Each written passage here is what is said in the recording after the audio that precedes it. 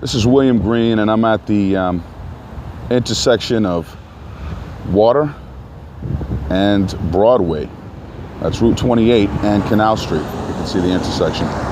And I'm here today to talk about homelessness. And I'm going to do it in two separate videos. Today's is the ugly side of homelessness. And then we're going to look at the bright side, because there is bright side, there is some hope. It's commendable, and I'm impressed by the compassion of the people that live in Lawrence and the hand that they have extended to the homeless community here. But today I want to focus on the ugly side. And what we have here is today there's only one person out panhandling. He's got a sign. There's only one, but you really can't escape it in the city. Every major intersection, especially where traffic is heavily congested, experiences this type of panhandling and problem.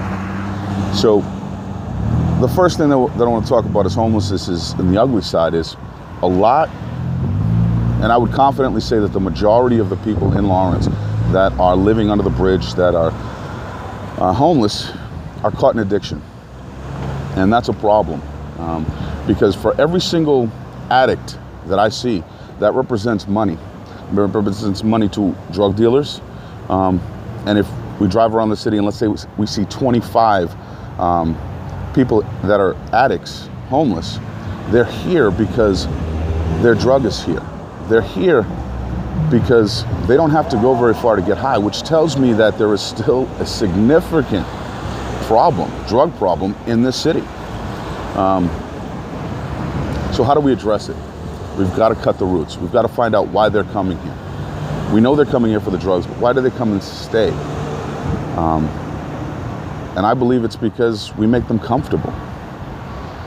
I mean, think about it this way. You like drugs, you like to get high. You come to Lawrence, where there's other people that like drugs and like to get high, and it's easy to find it. I got to tell you the truth. It's easier, it's easier for me to find a bag of heroin right now than it is to find a gun, even to find a bag of weed. It's easy. And that's a problem. Because, a gun, that's immediate. It's a bullet. But every bag of dope that gets sold and shot up, that's a bullet. It's a slow death. There's no difference. One is quick, one is slow. So why are they coming here? If you like to do drugs, you hook up with a community that likes to do drugs, knows where to find the drugs, and then you've got well-meaning, well-intentioned citizens full of compassion, and their hearts are definitely in the right place, and they're doing exactly what is important and what is needed. But hey, come to Lawrence, get high, and then we'll have a camp out in some tents that were given to us. And don't worry about getting up to go to work. Don't worry about looking for food, because food comes too. People actually bring food and blankets and tents and all the things that they're going to need to remain comfortable in their addiction. Think about it. A camp out every night with your friends. You get high, you pass out, you wake up in the morning, you go find food somewhere that they're giving it to you for free. You panhandle, you get enough money to buy your drugs, you get high, and then you repeat. And it's the same thing every single day. And,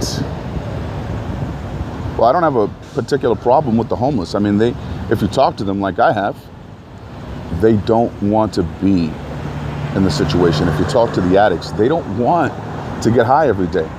They don't want to be addicted, but unfortunately they are. We need to help them. It's our responsibility and obligation as a community to help them. But we need to look at a more effective way to help them, at the same time cutting into the drug trade. If we can cut down on this problem, that's going to hurt drug dealers in the pocket. And drug dealers must be making money. I don't know what the exact statistics are. I'm just going to guess. Let's say we only see 10 to 15% of the worst heroin addicts living here, homeless. Well, that still leaves 85, 90% of people still addicted to heroin coming into the city. and buying their drugs. They just haven't hit rock bottom yet. So what we need to do is come up with a plan that addresses this issue from multiple fronts. The homelessness issue, the addiction issue, the drug issue, very important. Because every time I see a homeless person, that's money in a drug dealer's pocket.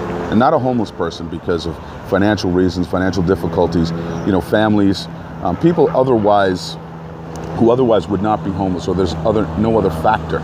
But when drug abuse, drug use, heroin use is the factor, every addict that I see on the street that's homeless, I see money in a drug dealer's pocket. And every car that I see passing by here,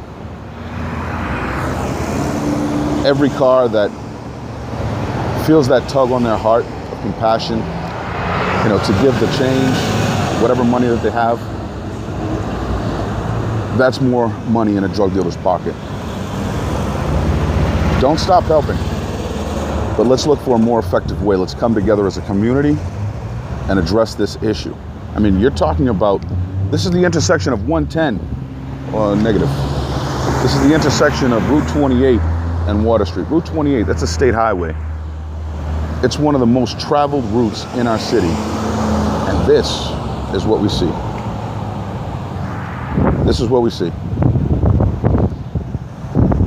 So, I'm not here to blame anybody. Can't blame the mayor. Can't blame any of the city politicians. It's our responsibility to address it together.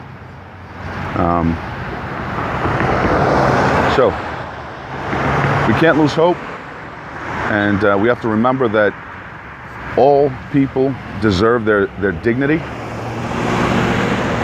The homeless, the addicted, and something that I've said before is when the lowliest in our city are suffering, we all suffer.